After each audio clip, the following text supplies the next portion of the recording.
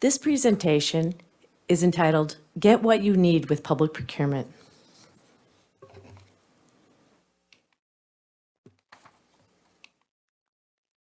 The Office of Management and Budget provides innovative leadership and support to state government. Our vision is that we'll set the standard for leadership and expertise in state government. Everyone on this call is an important customer of the State Procurement Office. We have many programs that are available to all levels of government, so thank you for joining us today. The State Procurement Office is established in law as the administrative agency for state procurement of goods and services.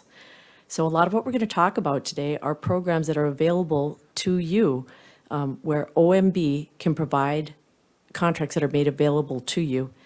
OMB is required by law to establish sound procurement practices based on best practices.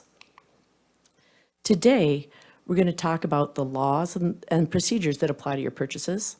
We're going to discuss some government sources of supply, cooperative purchasing, the importance of competition, transparency, and ethics. We'll discuss legal notices. Then we'll talk about some resources that are available to you, Procurement U training, and where you can go for procurement assistance to get what you need with public improvement. You know, a lot of people feel that procurement's complicated. When I'm explaining procurement, I explain it as procurement is very simply getting the information you need to make good purchasing decisions. The procurement process begins when the need is identified. You need something. Someone in your organization needs something. Your first step is categorizing what type of purchase are we making. Are we buying goods or services? Are we buying equipment? Is this an information technology purchase? You know, there are a lot of things that we buy that we might not at first think they're IT, but there's an information technology component. And right now, especially with cybersecurity, it's important to understand the IT component of regular purchases. If you have a Roomba at home, there's an IT component to it. So just think about that in your purchases. So there's a lot of things that didn't used to be IT that are IT now. Public improvement, if you own real property, if you own buildings, you need to understand the laws related to public improvement. Related to that then is architect, engineering, and land surveying and construction management. Because if you're doing public improvement, you're going to need those types of services. Another type of purchase is concessions. Does your entity have vending machines in your building?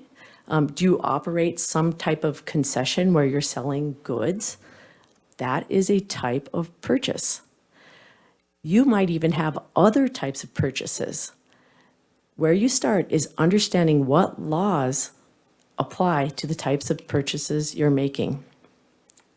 Next, competition thresholds are really based on the purchase price. So you should have skills about estimating the purchase price. What is the total cost of what we're buying? Is this a reoccurring purchase? Are we going to need it now, but then need it again and again and again? If so, that type of purchase could be consolidated where you could establish a contract for a period of time. Artificial fragmentation is something to avoid. An auditor once told me that artificial fragmentation is easy to catch because usually if you're trying to divide your purchases to stay below a threshold, the entity tends to go back to the same vendor. So a very simple example would be, we need chairs for our conference room. And surprisingly, chairs are expensive. You could pay $600 or more for a chair. So if I need 20 of them, does that trigger some kind of competition threshold? And artificial fragmentation is when you divide your purchases to stay below a purchase threshold. So when you need something, best practice is to base your estimated purchase price on the total amount you need. Another consideration is the total cost of ownership. Don't just look at the acquisition cost. There's an initial purchase price. Sometimes, especially if you're buying information technology, there's an implementation cost. Then there are ongoing costs. If it's equipment, there's consumables. There could be service and support. So you need to take into consideration the whole life cycle cost. There are some equipment, and I'll just use the example of a copier. Multifunctional device, because there's, multifunctional device, there's an IT component to even copiers now, right? It might have a lower initial cost, but the consumables are higher. So take a look at the total cost of ownership over time. And then life cycle, how long do we expect to own this? For example, I'm buying an IT system.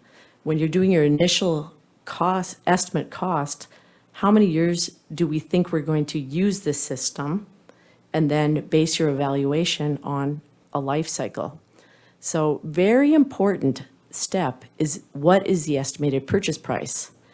After that, then you'll be able to identify what the competition requirements are based on that estimated price. Okay, we know what we're buying. We have an estimate of what it costs. Now, what laws and procedures apply to your purchases? The fact is, there are a lot of laws about the different types of procurements, and they vary. County law, cities, school boards, townships, state agencies, boards and commissions. There's different laws or procedures for all of those. So make sure that you know what those laws are, and make sure the employees know the purchasing requirements. When you have a change in leadership, a very good suggestion is make sure that you're doing an executive orientation to make sure that new leadership knows what the laws and the rules for purchasing are for your organization. You should know who's purchasing on behalf of your organization and make sure that they have that fundamental knowledge of the laws and the rules that apply to the purchase. Does your organization have special procedures for IT purchases? If not, you should. Cybersecurity concerns are real. The other thing is that IT purchases there's always service agreements, licensings, there's terms and conditions. And a general rule in procurement and in life is read the print. What are the terms and conditions? A lot of times, IT solutions will have click-through. Click, click, click. When you click, you're agreeing to something. So make sure that you get legal counsel involved before you click, because what you're agreeing to may contain provisions that your organization cannot legally agree to. Another concern with IT is sometimes it's free or really cheap, right? You should have internal procedures for free software and applications. One click of a button, and you know this in your personal life, you click on the hyperlink and you might get something you weren't expecting, like a virus or malware. You need to have internal procedures for how to handle free software and applications. Okay, you know what you're buying, you know what it costs. If it's IT, you've engaged your IT folks to make sure that you've addressed any kind of cybersecurity concerns. The next place you should start for goods and services is there an existing source of supply? For cities, counties, school districts, state agencies, boards and commissions, there are some sources of supply that you can use directly without going through a competitive process. OMB has state contracts. State law allows OMB to establish state contracts that can be made available to local government. OMB does the competition, so you can simply use it. There's also Rough Rider Industries. Rough Rider Industries is an industry created in law, operated by the Department of Correction and Rehabilitation, and they provide goods that you can purchase directly. Work activity centers. A work activity center is an entity that is licensed by the Department of Health and Human Services that provides employment for persons with disabilities. There's a state law that allows you to purchase directly from those work activity centers. Next, there's cooperative purchasing. Cooperative purchasing is when one entity's contracts are made available to another government entity. So these are examples of government sources of supply that could speed up your acquisition process. We'll talk a little bit more about these individually. Rough Rider Industries is created in state law, and it has a mission to provide training and provide employment for persons that are incarcerated. Government entities can purchase directly from Rough Rider Industries. You can visit their website to find out more information about their product lines and their quality.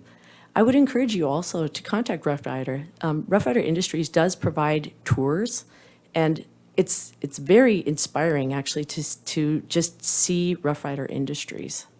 So again, visit Rough Rider Industries website to learn more, and you can purchase directly from Rough Rider Industries. Work activity centers are, as we mentioned before, licensed by the Department of Health and Human Services. There's information about those entities on the OMB website.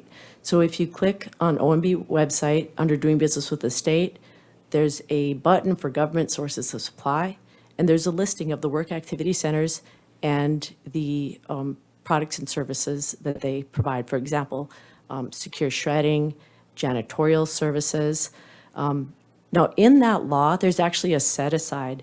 So the law talks about construction stakes and lath, and there's a set aside where a DOT or OMB have to purchase from work activity centers unless no work activity centers produces those. State contracts. If you go to the OMB website, there is a button for cooperative purchasing. And then you can see the listing of state contracts. There's over 300 state term contracts that are made available to government entities. On that contract listing, there's a contract summary sheet that will give you a little bit of information, including a listing of what's covered under the contract, what contractors, and then information for ordering. The listing of contracts indicates whether or not it's a cooperative purchasing contract. There's a lot of maintenance, repair, and operating. There's paper, multifunctional devices, computers. The spend from political subs in K through 12 schools is actually higher than in state government. So I know that a lot of entities are using state term contracts, but it's something you should really check out and see if that could speed up your procurement process. Okay, cooperative purchasing. So cooperative purchasing is when you're not doing your own purchase, but you're using another entity's contract. So as we just discussed, OMB establishes cooperative state contracts. So there were law changes last session related to cooperative purchasing that impacted the counties and the cities. So it's very important that you know those laws. If you're not using an OMB state contract, you do have authority under those new laws to join cooperative purchasing. So for school districts or school boards, the school board laws is in 15.1, the city law is under 40.05, and the county law is under 11.11. So be a student of the law. If I were going to give any advice, be a student of the law and understand how that law works. Now, cooperative purchasing, there's a lot of different cooperative purchasing groups out there. So it's really important to compare pricing and terms. You may even get contacted by an entity that says, hey, we're a cooperative purchasing organization. You can just use our contracts without doing a procurement process. But do your due diligence. Make sure that that is an entity that you can legally purchase from. Make sure that you're looking under your law to make sure that you follow the process right. The National Association of State Procurement Officials, or NASPO Value Point, is one type of government entity, or one type of cooperative purchasing entity. OMB has turned on several NASPO Value Point state contracts. That purchasing consortium those contracts are established by other state procurement offices. So, the procurement is done underneath that state's laws, and OMB issues a notice announcing our intent to join those cooperative purchasing contracts. So all government entities, or excuse me, all like North Dakota bidders have an opportunity to participate in those contracts. Sourcewell is another cooperative purchasing entity. That is actually created by the state of Minnesota. Similarly, they follow Minnesota laws in establishing theirs. There are other cooperative purchasing organizations. Some of them are educational cooperatives. An important thing to look at is whether they're nonprofit or for-profit cooperatives. There are some cooperatives that are actually not affiliated with government, but present themselves as a cooperative. So it's really important to look at what the organization is and consult your legal counsel to make sure that the cooperative purchasing entity is one that you can use. So I'm going to recommend that you always consult your legal counsel and look at the laws. So one thing to remember about when you're using cooperative purchasing, you're using that cooperative purchasing contract in lieu of competition. If you were doing the bid yourself, you would advertise it, local entities would know about it and have an opportunity to participate. So not all cooperatives have local resellers. So it's just something for you to think about. How does this cooperative work? Is it manufactured direct? Now for OMB, we have our own cooperative purchasing law, so which is different from the laws that apply to the counties, the cities, the school boards. Under the OMB cooperative purchasing law, OMB is required to issue a notice of intent to use the cooperative instead of doing a competitive process. So North Dakota, well, any bidder on the state bidders list has an opportunity to respond and indicate whether or not they want to participate in that. So again, know the laws that apply to your entity and consult your legal counsel. Okay, you know what you're buying, you know what it costs, you checked out any IT requirements, you looked at whether or not there was an existing government source of supply that you could purchase from directly, but you find that you need to do a competitive process or make an open market purchase. A skill set that you have to have as a public procurement official is understanding the various procurement strategies. So I'm going to use some terminology now. A bid is a type of solicitation where you're writing a specification that can be met by multiple entities, and you're making an award to the lowest bidder that meets the specifications. So there's two components to that. They are responsive to the specifications, and then also responsive to the bidding requirements. If you have a bid deadline, they respond in time to that and comply with all the requirements that are in your solicitation. So we've all heard low bidder meeting spec, and sometimes you hear low bidder meeting spec and they roll their eyes. This is going to be substandard because it's low bidder meeting spec. Well, I'm going to put this responsibility on us, right? As procurement professionals, the onus is on us to build quality into our specifications so that the low bidder, if they meet those specifications, it's got an adequate level of quality to meet our needs. The next type of solicitation process is a request for proposal. Not everything is suitable for a low bidder meeting spec award. If I were hiring a consultant, would I want the lowest bidder, or would I want to consider the quality of the proposal being offered, the experience and qualifications of the contractor, in addition to cost?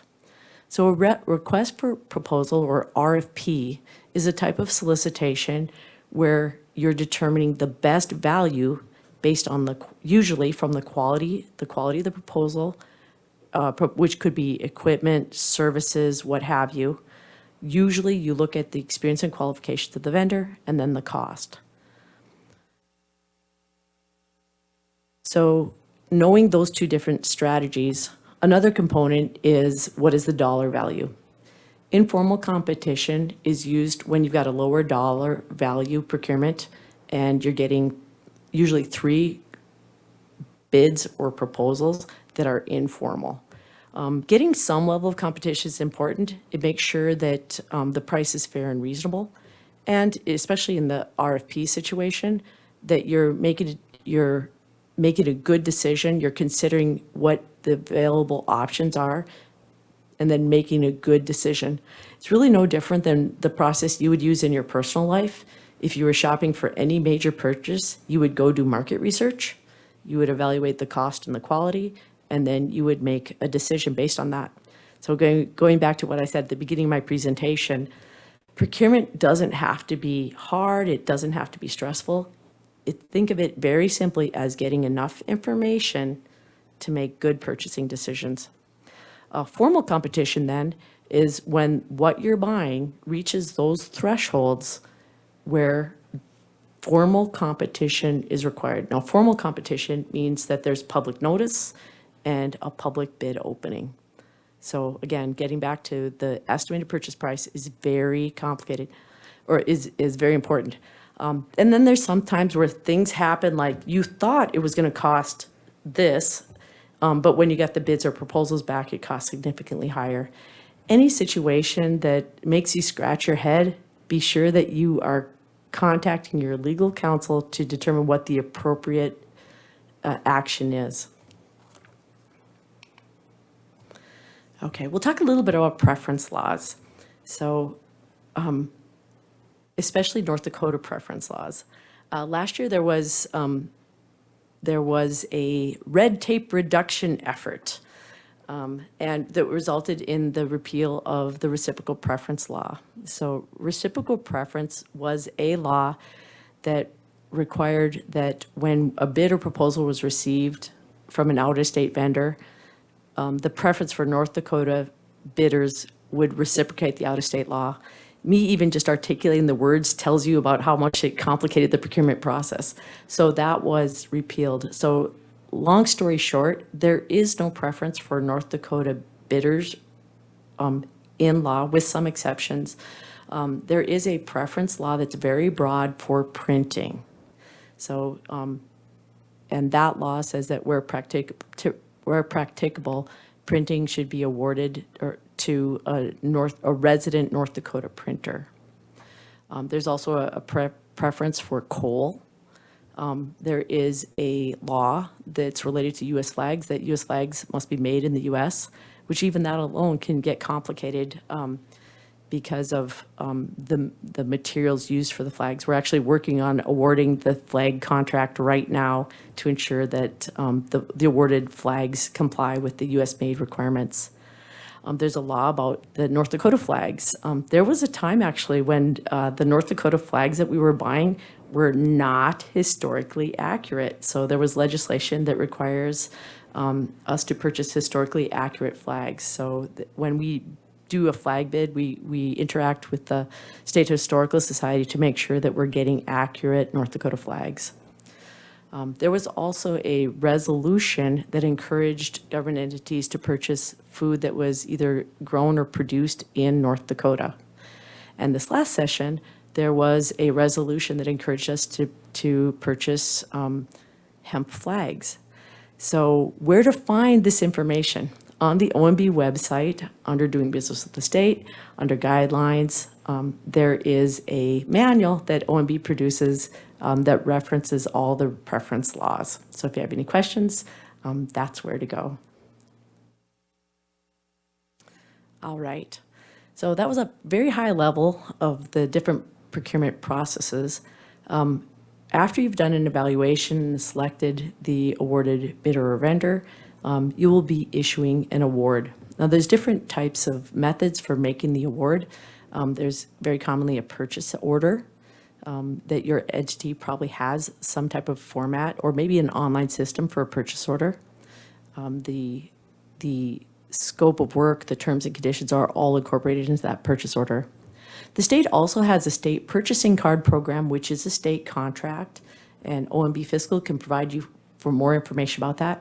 If your entity is not using the state purchasing card program, I strongly encourage you to check it out. Saves a lot of time making payments with a purchasing card instead of a purchase order.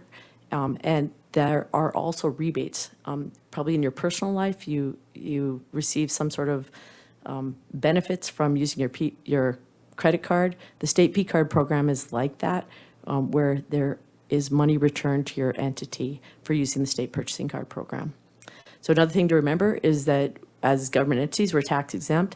So be sure that you are making, reminding vendors up front that you are tax exempt and providing them with that tax exemption ID and making sure that you're not paying tax on your purchases. Sometimes you're buying a more complicated purchase where you need to sign a contract. Be sure that you always involve your legal counsel in negotiation of contracts and review of those contract terms and conditions. The Office of the Attorney General has a contract drafting and review manual, and there are sample contract templates on their website. So where to find that is go to the Attorney General's Office Contract Drafting and Review Manual, and then there's a tab where you'll find those resources. So sometimes the vendor asks you to sign the contract. Now remember, when we're writing a contract, contracts are usually written with terms and conditions in favor of whoever drafted the contract. So it's imperative that you have your legal counsel review any vendor furnished contracts so that you're not signing terms and conditions that you cannot legally agree to. Okay, so that was a high level of goods and services. Now, if what you're purchasing involves buildings, a parking lot, real property, that may be a public improvement. So public improvement falls under the Title 48. So high level for public improvements is that if the estimated purchase price is $200,000 or more, that you need to do a public notice, and the plans need to be drafted by an architect or engineer. Now, it's really important for you as a procurement official or an auditor to read the laws that apply to public improvements. There's a definition for what a public improvement is, and some exceptions about what is not a public improvement. In that law, there's also an emergency purchase provision. I have seen it exercised a few times, like when we had when the Missouri was flooding, there was some exceptions made, or that emergency provision was enacted. So it's important also, there's a lot of work that happens under $200,000. So make sure that you know your county, city, school board, or agency internal procedures for work that's under $200,000 and for routine maintenance, where the competition thresholds, that $200,000 doesn't apply. So if the public improvement is $200,000 and over, then the law requires plans be developed by an architect or engineer. So it's important that you know what your internal procedures are for contracting with architects and engineers. Now, there is a state law related to procurement of architect, engineering, land surveying, and construction management. Now, that law requires competition for $35,000 and over. And then there's a cap on that too, that you can't, that state agencies can't non-competitively purchase over $70,000 with one vendor in a one-year period. And then the notice requirements are established by the entity. Now, that is a law that applies to state agencies. So again, if you are a county or a city or local government, make sure that you know what procedures apply to your selection process for an architect, engineer, or land surveying professional. And then concessions, as I mentioned, vending machines, like in the state capitol, we have the lunchroom. That is a chapter of law that is very broad. The competition requirements apply when a concession is $35,000 or more annually, and there are public notice requirements.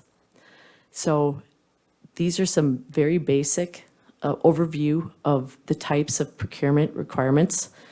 Be a student of the law.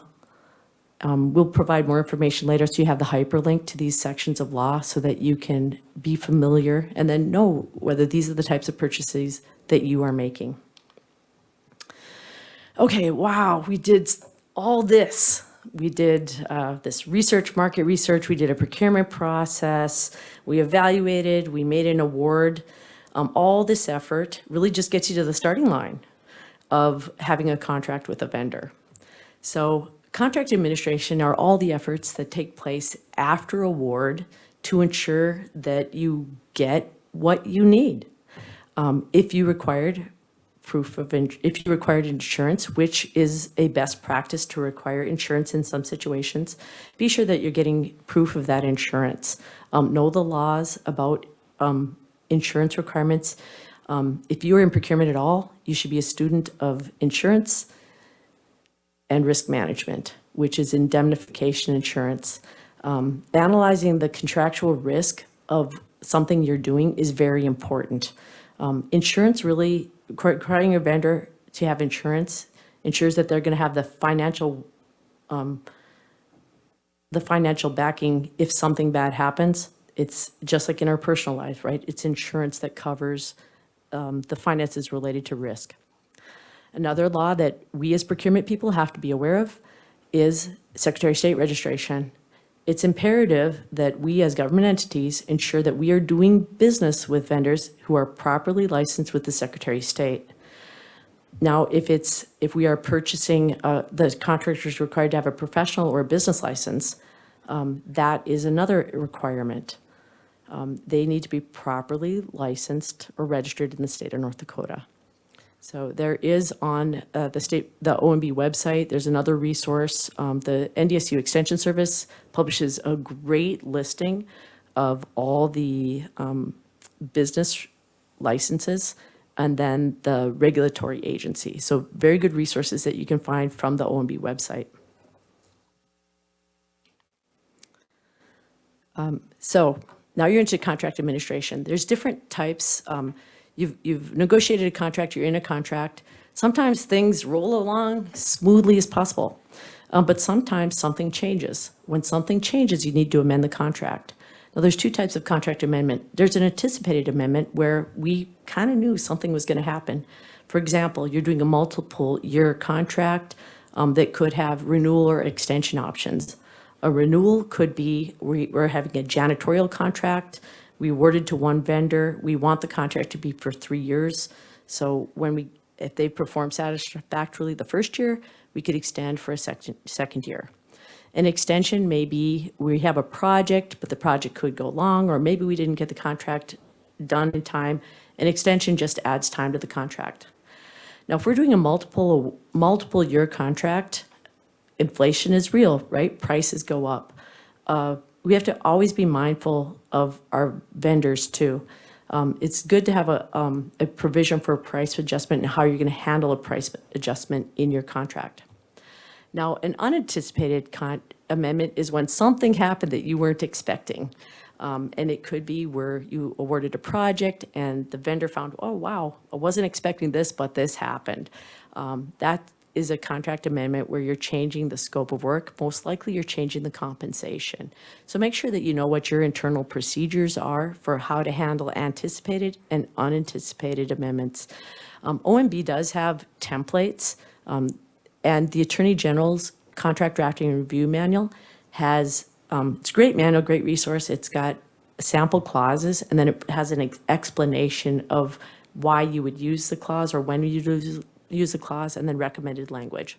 So that's a good tip to where to go for templates for your organization. And again, be sure you involve your legal counsel in any of these contract amendments and make sure that you get approval if needed. Okay, so you awarded a contract, you made any needed amendments. There's different types of contract administration too. You have to always make sure that you're getting what you paid for, which is having an inspection process. You don't want to award a contract and just assume that everything's going to be okay at the end of the day. You should have regular intervals for checking on the contractor's work and making sure that it's done well. If you bought something, make sure you inspect it and make sure that it meets spec. Did you get everything that was in the specifications? So if something doesn't go well, if the contractor's late, if they're substandard, do a cure letter. OMB does have a template for a cure letter. Very simply, it says, dear contractor, you're in a contract with us. You were supposed to do this, that, and the other thing, but this is what's not going well. demand action, demand corrective action, give them a deadline. And again, involve legal counsel. So don't make a payment until you have inspected, accepted, and everything's okay, because your attempts to cure are substantially diminished if you've already made payment. So we talked a lot about today. Important is competition is important. Make sure that your employees know the competition requirements. When you're writing your specs, your requirements, they must not restrict competition. And know your entity's internal procedures for any non-competitive purchases. Sometimes non-competitive purchases are low dollar purchases. You might get a request from somebody who wants to make a sole source purchase. Know what your internal procedures are. It's also transparency is very important. We're spending taxpayers' dollars. If you're spending grant dollars, what does the grant require? So know your requirements related to public notice, open records, open meetings, and records retention. There's different types of public notice generally is publishing in the official county newspaper. So, and there are laws that establish who the public county newspapers are. The North Dakota Newspaper Association has a list of the official county newspapers.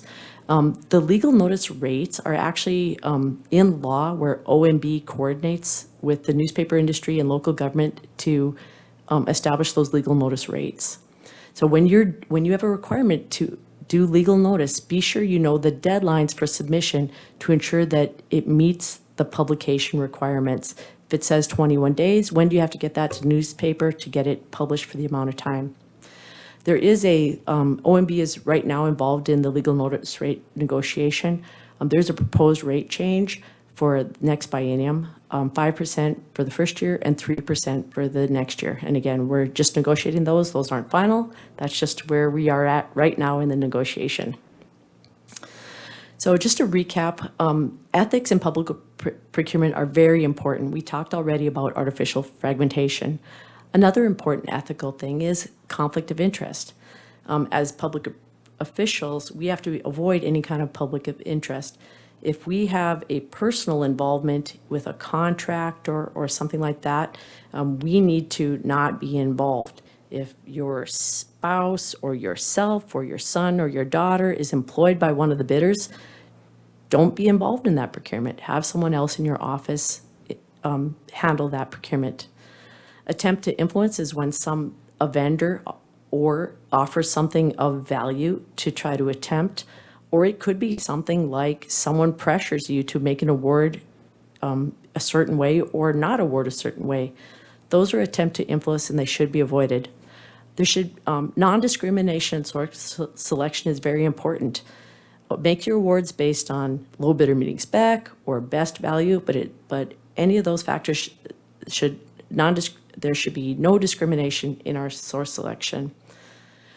Now, there's an administrative rule chapter that on public ethics. Now, that's for state agencies, but the OMB administrative rules can be a good starting point for you to look at if you're developing some guidelines for ethics in public procurement for your entity. If you want to learn more about procurement, perhaps this presentation has inspired you to want to learn more. We've got a great free resource available to you through the National Association of State Procurement Officials, which is NASPO. They offer many free online courses under their Procurement U. Now, OMB does write articles for the Association of Counties, League of Cities newsletters, and we very often publish information about this. Great resource, and they're very interesting and a very good format for training. And good topics like how to do a bid, how to do an RFP, how to do contract administration. Know who your city, county, school board, or government entity's legal counsel is. Know your laws, the rules, and the manuals. We've told you a little bit about the Attorney General's Contract Drafting and Review Manual. If you're in procurement, go look that up and take advantage of that manual and those templates. We've also got a lot of resources for you on the Office of Management and Budget website. So long story short, you've heard me say it again and again, involve your legal counsel. before, during, and after the procurement. So in conclusion, the public procurement process ensures that tax dollars are spent through a fair and transparent process. And it's us, right? It's us making sure that that happens. And procurement is simply getting that information we need to make good purchasing decisions. So when you are getting ready to buy something, make sure that you seek assistance before you make the purchase. With that, I thank you so much for having me, and happy purchasing.